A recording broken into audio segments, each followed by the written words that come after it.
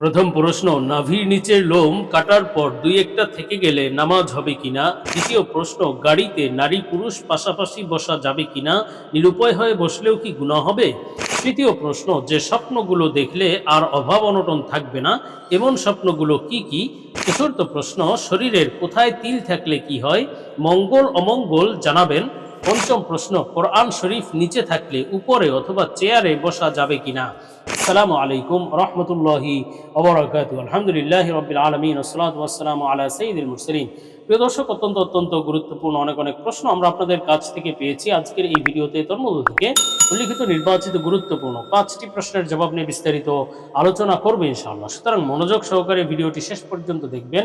আর আপনার কোনো প্রশ্ন থাকলে অবশ্যই কমেন্টে লিখে যাবেন, আমরা পরবর্তী ভিডিওতে জবাব দেওয়ার চেষ্টা করবো ইনশাআল্লাহ। তো আমরা সরাসরি প্রশ্নের জবাবে চলে যাই। একটি প্রশ্ন ছিল, গাড়িতে নারী পুরুষ পাশাপাশি বসা যাবে কিনা, নিরুপায় হয়ে বসলেও কি গুনাহ হবে। দেখুন, গাড়িতে হোক আর যে কোনো জায়গায় হোক, নারী পুরুষ পাশাপাশি, গাইরে মাহরাম নারী পুরুষ পাশাপাশি এক জায়গায় একত্রিত বসা জায়েজ নেই। এটা গুনাহের কাজ এবং বিভিন্ন ফিতনা ফাসাদের দ্বার অথবা দুয়ার, এটার মাধ্যমে বিভিন্ন ফিতনা ফাসাদের দুয়ার খুলে যায়। এজন্য এই বিষয় থেকে পরিপূর্ণ বিরত থাকতে হবে এবং খুব হুঁশিয়ার থাকতে হবে। যে কোনো পরিস্থিতি হোক, নারী পুরুষ পাশাপাশি বসবে না। এখন গাড়িতে এমন কোনো পদ্ধতি বা এমন কোনো পদ্ধতি উদ্ভাবন করা দরকার, গাড়ির মালিক যারা আছে, সরকার এবং সাধারণ জনগণের এই বিষয়ে খেয়াল করা দরকার, এই বিষয়ে এগিয়ে আসা দরকার যে নারী পুরুষের জন্য আলাদা সিটের ব্যবস্থা থাকবে, মহিলাদের সিটের ক্ষেত্রে যেন পর্দার ব্যবস্থা থাকে। এক্ষেত্রে আমাদের পরিকল্পনা করা দরকার। হ্যাঁ, এখন যেহেতু আমাদের দেশে এই সিস্টেম নেই, তাহলে কেউ যদি গাড়িতে ওঠার পরে দেখলো যে কোনো সিট খালি নেই, সাধারণত চেষ্টা করতে হবে পুরুষ পুরুষের সাথে সিটে বসবে, নারী নারীদের কাছে বসবে, বা নারীর সিটে নারী বসবে। তো সেক্ষেত্রে এমন যদি হয় তাহলে তো এই বিষয়ে লক্ষ্য করে সেভাবেই বসা উচিত। নারী যেন নারীর সাথে বসে, পুরুষ যেন পুরুষের সাথে বসে, একে অপরের পাশাপাশি যেন না বসে গাইরে মাহরাম নারী পুরুষ। আর যদি এমন হয় যে উপরে উঠে দেখলো যে আসলে ওই পর পুরুষের সাথে বসা ছাড়া অথবা পর নারীর সাথে বসা ছাড়া আর কোনো সিট খালি নেই, তাহলে চেষ্টা করতে হবে হয়তো দাঁড়িয়ে থাকুন, অথবা অন্য কোনো উপায়ে ওই পর নারীর সাথে পাশে বসা যাবে না বা বসা থেকে বিরত থাকতে হবে, বা পর পুরুষের পাশে বসা থেকে বিরত থাকতে হবে। এখন যদি দাঁড়িয়ে থাকা সম্ভব না হয় অথবা অন্য কোনো উপায়ও আপনি পাচ্ছেন না, অথবা আপনার সফর অনেক লম্বা, দাঁড়িয়ে থাকা সম্ভব নয়, তাহলে আপনি এই নিরুপায় অবস্থায় আপনি পাশে বসতে পারবেন, তবে মাঝখানে কোনো ব্যাগ দিয়ে অথবা যে কোনোভাবে কিছুটা আড়াল করে বসা চাই, যেন নারী পুরুষের একে অপরের শরীর যেন টাচ না লাগে। এই বিষয়ে পরিপূর্ণ লক্ষ্য রাখা চাই, কেননা এটা বিভিন্ন ফিতনা ফাসাদের এবং গুনাহের কারণ হতে পারে। তো আমরা পরবর্তী প্রশ্নের জবাবে চলে যাই। প্রশ্ন ছিল, যে স্বপ্ন দেখলে জীবনে আর অভাব অনটন থাকবে না এমন স্বপ্নগুলো কি কি। দেখুন, স্বপ্ন আল্লাহ সুবহানাহু ওয়া তাআলার পক্ষ থেকে বান্দাদের জন্য হাদিয়া, উপহার। আল্লাহ তাআলা স্বপ্নের মাধ্যমে বান্দাকে বিভিন্ন সময় বিভিন্ন বার্তা দিয়ে থাকেন, কখনো সুসংবাদের বার্তা, আবার কখনো সতর্ক বার্তা। আল্লাহ তাআলা যে স্বপ্নগুলো দেখান সেগুলো কিন্তু অবশ্যই সত্য ও সহি স্বপ্ন, এবং তার সত্য ও সহি ব্যাখ্যাও রয়েছে। তো আজকে প্রশ্নের ভিত্তিতে আমরা এমন কিছু গুরুত্বপূর্ণ স্বপ্নের ব্যাখ্যা সম্পর্কে আলোচনা করতে যাচ্ছি, যে স্বপ্নগুলো দেখলে বুঝতে হবে জীবনে আর অভাব অনটন থাকবে না, বরং সচ্ছলতা আসবে, দারিদ্রতা দূর হয়ে যাবে, আপনি অর্থ সম্পদ লাভ করতে পারবেন ইনশাআল্লাহ। তো এ সম্পর্কে আমরা আলোচনা করব নির্ভরযোগ্য স্বপ্নের ব্যাখ্যার কিতাব আল্লামা ইমাম মুহাম্মদ ইবনে সিরিন রহমতুল্লাহ আলাইহের তাবির রুইয়া কিতাব থেকে। হযরত ইবনে সিরিন রহমতুল্লাহ আলাইহি বলেছেন, স্বপ্নে যদি কোনো ব্যক্তি ঘরের দরজা অনেক উঁচুতে দেখে, কোনো একটা ঘর দেখলো, সেই ঘরের দরজা অনেক উপরের দিকে, এই ধরনের স্বপ্ন দেখলে তাহলে বুঝতে হবে যে এটি প্রচুর অর্থ সম্পদ লাভ, এবং জীবনে আর অভাব অনটন থাকবে না, দারিদ্রতা থাকবে না, বরং সচ্ছলতা আসবে, আপনি প্রচুর অর্থ সম্পদ লাভ করতে পারবেন ইনশাআল্লাহ। এবং সাথে সাথে সম্মান মর্যাদা আল্লাহ তাআলা বাড়িয়ে দিবেন, আল্লাহ তাআলা আপনার মর্যাদা এবং আপনাকে নেতৃত্ব দান করবেন ইনশাআল্লাহ। আর স্বপ্নে যদি কোনো ব্যক্তি দেখে যে ঘরের দরজা দিয়ে পানি বের হচ্ছে, অথবা ঘরের দরজা দিয়ে কোনো পানি ঢুকছে, এই ধরনের স্বপ্ন দেখলেও বুঝতে হবে যে আল্লাহ তাআলা আপনাকে জীবনে অভাব অনটন দূর করে দিবেন, জীবনে অভাব অনটন, অসচ্ছলতা, দারিদ্রতা থাকবে না, সচ্ছলতা আসবে, অর্থ সম্পদ আসবে ইনশাআল্লাহ।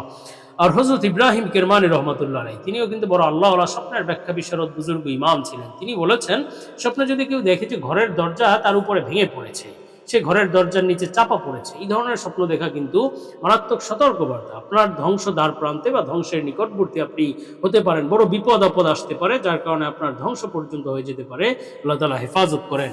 আর স্বপ্নে যদি কোনো ব্যক্তি দেখে যে ঘরের দরজা অত্যন্ত সুন্দর, খুব রং করা, বিভিন্ন কারুকার্য খচিত, ডিজাইন করা দরজা, এই ধরনের স্বপ্ন দেখা বড় সৌভাগ্যের বিষয়, যে আপনার জীবনে সুখ শান্তি আরাম আয়েশ আসবে এবং দারিদ্রতা অভাব অনটন আর থাকবে না ইনশাআল্লাহ।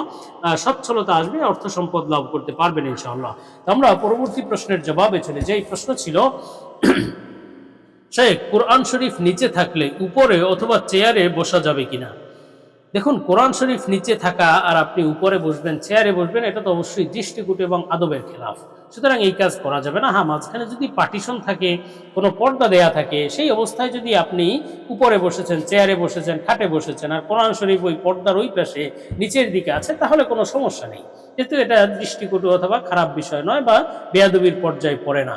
আর যদি এমন হয় যে কোরআন শরীফ অনেক দূরে নিচের দিকে আছে আর আপনি অনেক দূরে চেয়ারে বসে আছেন অথবা উপরের দিকে বসে আছেন, তাহলে সমস্যা নেই।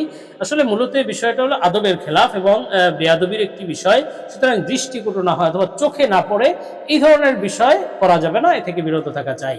তো আমরা পরবর্তী প্রশ্নের জবাবে চলে যাই। প্রশ্ন ছিল, শরীরের কোথায় তিল থাকলে কি হয়, মঙ্গল অমঙ্গল জানাবেন। দেখুন, শরীরের বিভিন্ন জায়গায় তিল থাকলে বিভিন্ন কিছু ঘটে। কপালে তিল থাকলে সৌভাগ্য, আবার গালে তিল থাকলে বিভিন্ন কিছু ঘটবে। ঠোঁটে তিল থাকলে উত্তম জীবনসঙ্গী লাভ হবে। হাতে তিল থাকলে অমঙ্গল কিছু ঘটবে। এই ধরনের অনেক কথা আমাদের সমাজে প্রচলিত আছে। কি করিলে কি হয় মর্মে যে সমস্ত বই পুস্তক পাওয়া যায়, এগুলোর মধ্যে বিভিন্ন কথা লিপিবদ্ধ আছে। তবে কোরআন হাদিস এমন কিছু বর্ণনা করেনি, ইসলাম এই বিষয়গুলো সমর্থন করে না।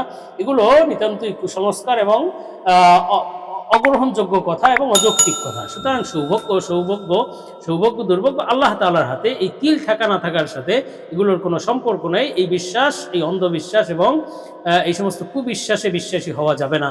তো আমরা পরবর্তী প্রশ্নের জবাবে চলে যাই। এই প্রশ্ন ছিল, নাভির নিচের লোম কাটার পর দুই একটা থেকে গেলে নামাজ হবে কিনা?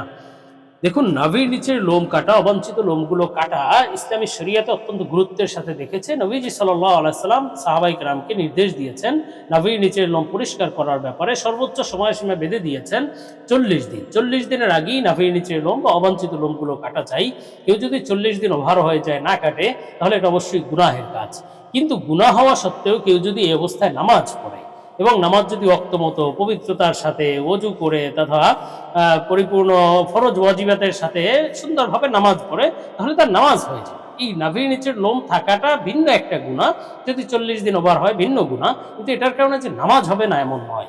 সুতরাং কেউ যদি কাটার পরে দুই একটা থেকে যায় অবাঞ্ছিত লোম অনিচ্ছাকৃতভাবে, এতে তো আরো উত্তমভাবেই তার নামাজ হয়ে যাবে, নামাজ না হওয়ার কোনো বিষয় নেই এবং এটা গুনাহ হবে না। তবে এক্ষেত্রে একটি লক্ষণীয় বিষয় রয়েছে, সেটি হলো আমাদের দেশে বর্তমানে ইহুদি খ্রিস্টানদের অপসংস্কৃতি, পশ্চিমাদের অপসংস্কৃতি এতটাই সয়লাভ হয়ে গিয়েছে এবং আমাদের দেশের মুসলমানরা এটাকে এমনভাবে গিলছে যে পশ্চিমাদের দেখা দেখি, পশ্চিমাদের সেই বিভিন্ন অপকালচার এবং সেই নিকৃষ্ট কালচারগুলোর দেখা দেখি নাকি আমাদের দেশের বর্তমানে অনেক মানুষ তাদের গোপনাঙ্গের লোম বিভিন্ন ডিজাইন করে কাটে, কিছুটা রেখে দেয়, কিছুটা কাটে। এই বিষয়টি কিন্তু অবশ্যই গুনাহ।